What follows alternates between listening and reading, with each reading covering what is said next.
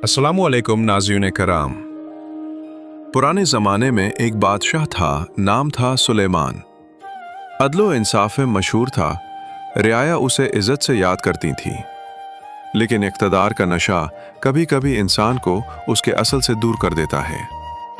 एक दिन बादशाह दरबार में बैठा था, वज़रा तारीफ कर रहे थे, मुहाफ़िज़ इर्द गिर्द खड़े थे और हर तरफ जाहो जलाल था। बादशाह फ़ख्र से, मेरी सल्तनत ज़मीन के इस हिस्से तक है जहाँ सूरज गुरूब होता है।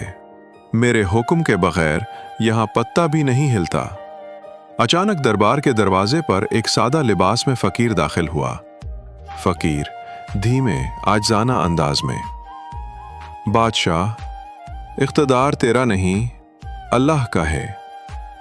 अगर उसने चाहा तो कल तो फ़कीर होगा और मैं बादशाह। दरबार में सन्नाटा छा गया। बादशाह की आंखों में गुस्सा आ गया। बादशाह गुस्से से, इस गुस्ताख को कैद खाने में डाल दो, ये मेरे तख्त को चैलेंज करता है। फ़कीर मुस्कुरा दिया और खामोशी से कैद खाने की तरफ बढ़ गया।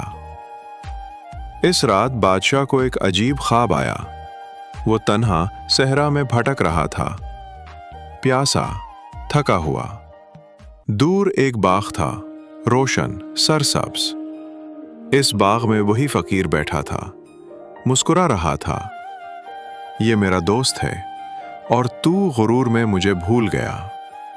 बादशाह चीख कर उठा, पसीने में शराबूर।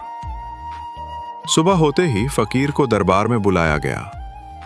बादशाह पशेमान अंदाज में, ए अल्लाह के बंदे, मुझे मुआफ़ कर दे। तू सच्चा था, मैं ही अंधा हो गया था।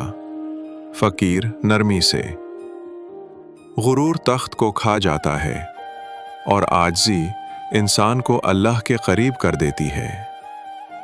बादशाह ने फ़कीर के कदम चूमे और फ़कीर ने आसमान की तरफ हाथ उठा दिए।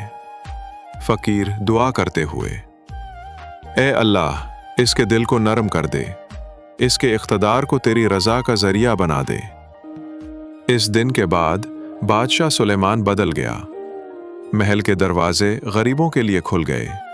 मदरसे, शफ़ाखाने, मुसाफिर खाने तामीर हुए। फ़कीर कहीं चला गया, शायद किसी और दिल को जगाने। नाज़रीन, ये सिर्फ एक कहानी नहीं, ये एक आईना है। कभी एक तख्त होता है और एक फ़कीर भी। सवाल, अगर वो फ़कीर आपके दरवाजे पर आए तो क्या आप दरवाज़ा खोलेंगे?